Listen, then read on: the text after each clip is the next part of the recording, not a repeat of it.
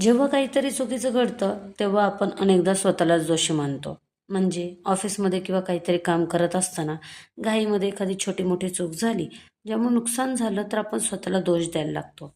जसं की मी किती मूर्ख आहे, माझ्यामुळेच हे सगळं खराब झालं, काही नीट करू शकत नाही, अशा पद्धतीने. कामाबद्दलच सोडावं, आपल्या जोडीदारासोबत किंवा जवळच्या मित्रांसोबत, घरातल्यांसोबत जरी काही भांडण झालं आणि रागाच्या भरात आपण काहीतरी बडबडलो, तर नंतर आपल्याला खूप अपराधी वाटायला लागतं. त्यावेळेस मी असं बोलायला नको होतं, आणखीन आता तुटतंय की काय, असे विचार यायला लागतात. सगळ्या जगाने जरी सांगितलं ना त्यावेळेस आपल्याला, की बाबा तुझं काही चुकलेलं नाही, तरी सुद्धा आपलं मन आपल्याला सांगत राहतं, की फक्त तुझ्या आणि तुझ्यामुळेच हे सगळं काही होतंय.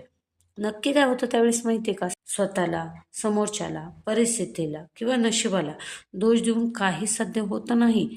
काहीही, कसंही, कोणतंही रिॲक्शन असू द्या तुमचं, त्याच्या पाठीमागं तुमचं आत्तापर्यंतची जडणघडण, तुमचे संस्कार, तुमची त्यावेळेसची मानसिक स्थिती किंवा काही जी परिस्थिती होती, सिच्युएशन होती, त्या सगळ्या गोष्टी जबाबदार होत्या. मग फक्त आणि फक्त अपराध स्वतःवर किंवा पुढच्या माणसावर ढकलून काय मिळणार आहे? आणि सगळ्यात महत्त्वाचं म्हणजे इतरांना दाखवण्यासाठी म्हणून किंवा दुसऱ्यांच्या अपेक्षा पूर्ण करण्यासाठी म्हणून तुम्ही काही निर्णय घेताना किंवा परफेक्ट आहे बाबा मी, हे दाखवण्याचा प्रयत्न करताना त्याच वेळेस अशा चुका होतात. आणि ह्या चुका नसतात. हा एक थकवा असतो, मानसिक थकवा.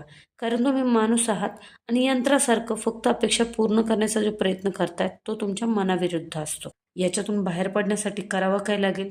तर जी गोष्ट ऑलरेडी घडून गेली आहे, कोणतीही असू द्यात, कोणत्याही कारणास्तव असू द्यात, घडून गेलेली आहे, तिच्याबद्दल कोणतंही स्पष्टीकरण न देता किंवा स्पष्टीकरण न मागता ती घडून गेली म्हणून मान्य करा. समोरच्या व्यक्तीला, स्वतःला माणूस म्हणून स्वीकारा. चुका माणसाकडूनच होतात हो.